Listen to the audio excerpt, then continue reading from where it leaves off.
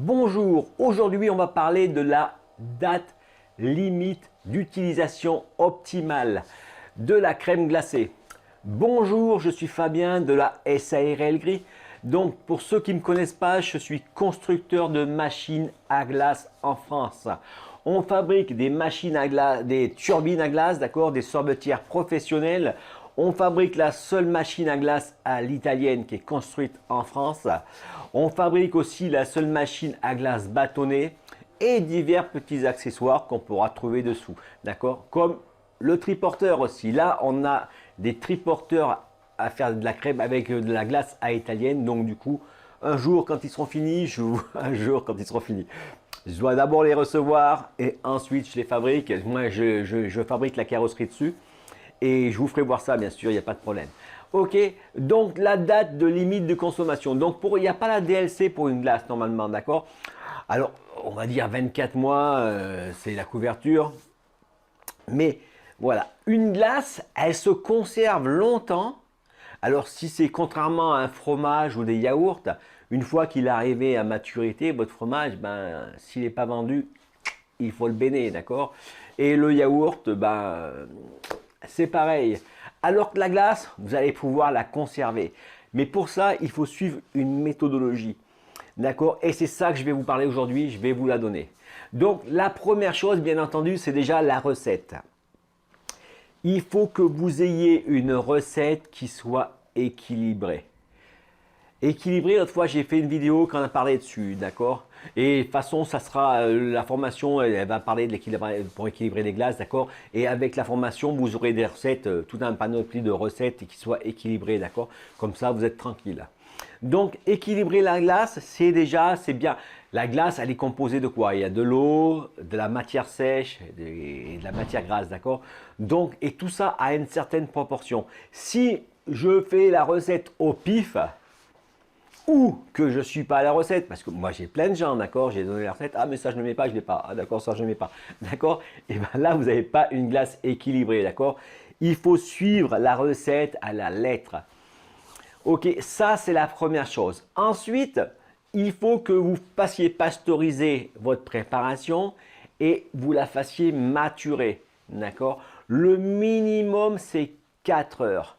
4 heures de maturation, ça veut dire que vous n'avez pas votre mix et que vous le mettez tout de suite dans la turbine. Non, là, ça sera pas, la glace ne va pas se conserver.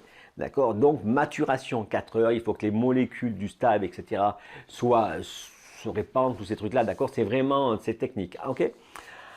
Ensuite, l'homogénéisation. D'accord? Ma machine comme ça. D'accord? Ça, c'est une étape qui est super importante. Si vous ne faites pas ça, votre glace ne va pas se conserver non plus. Alors, on va dire que vous avez fait tout ça, vous turbinez votre glace. Alors, l'optimal, c'est d'avoir une turbine à glace qui soit puissante. Si vous prenez un truc bas de gamme comme à la maison, d'accord? Vous avez vu la petite sorbetière à la maison comme ça, ou des machins pseudo-allemands, d'accord? Du coup, vous allez avoir une durée de fabrication qui va être long. Et les cristaux qui vont se former dedans vont être gros et votre glace ne sera pas bonne. Ok? Donc, il faut un matériel qui soit assez puissant, qui fabrique la glace très rapidement.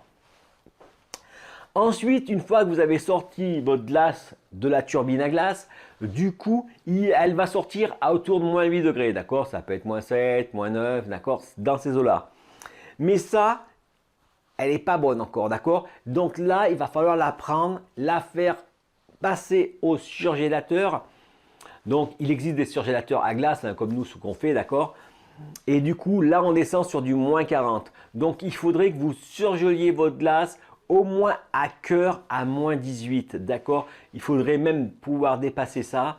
Le mieux, c'est même à moins, vous descendez tout à moins 30.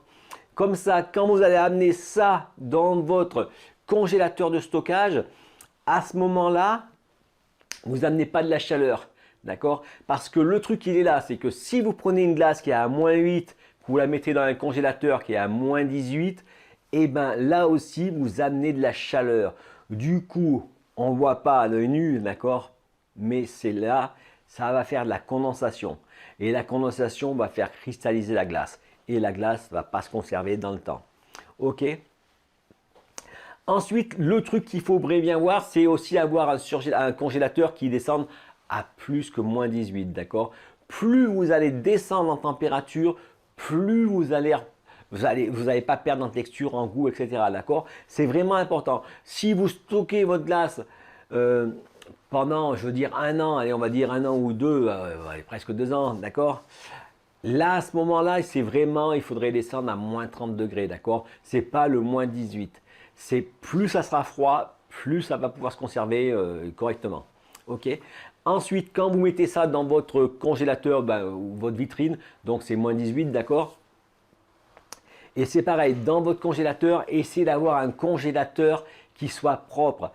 Quand je dis propre, ça ne veut pas dire qu'il est sale, mais je veux dire, il ne faut pas qu'il y ait le givre. Le givre, c'est l'isolation. D'accord? Il faut bien comprendre ce truc-là. Si vos parois, il y a ça de glace dessus, du coup, la température, elle aura du mal. D'accord? En gros, ça va isoler le système froid de l'intérieur et ça va tourner en boucle. Donc, du coup, ça va bouffer plein d'énergie, etc. Et votre glace ne va pas se conserver.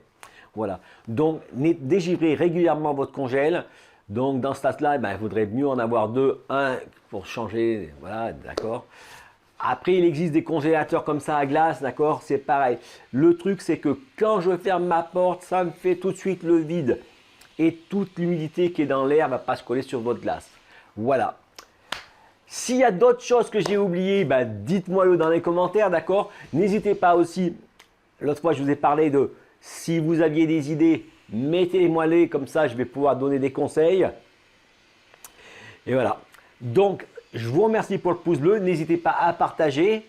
N'hésitez pas aussi à vous abonner, d'accord? Abonnez-vous et n'oubliez pas d'activer la petite cloche pour être prévenu dès que je fais une nouvelle vidéo. La nouvelle vidéo, normalement, c'est demain. Ok? Mais des fois que. Ok? Donc, je vous dis merci pour le pouce bleu et encore une fois, et je vous dis à demain pour une prochaine vidéo.